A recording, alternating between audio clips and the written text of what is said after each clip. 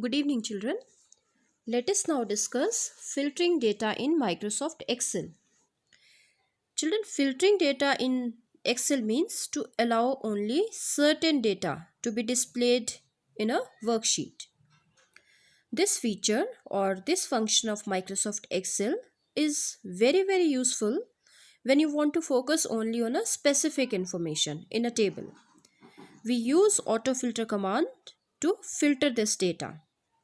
So when you filter your data, it doesn't remove or modify your data. It just changes which record appears on your screen. So let's see how the data can be filtered in a Excel sheet. And after watching this video, you revise the steps, and in case you have systems at home, you can practice it on your computer system. Let us now discuss about filtering data. Microsoft Excel provides several ways to analyze data in a list. The filter feature allows you to see only those records that you want to display, while it hides the rest of the data temporarily from the view.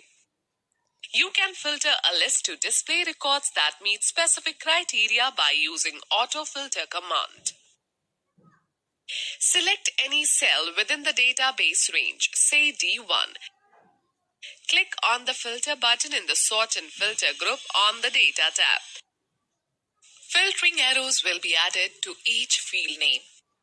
These arrows are used to specify condition to filter data. Click on the arrow next to the Hindi field name in cell D1.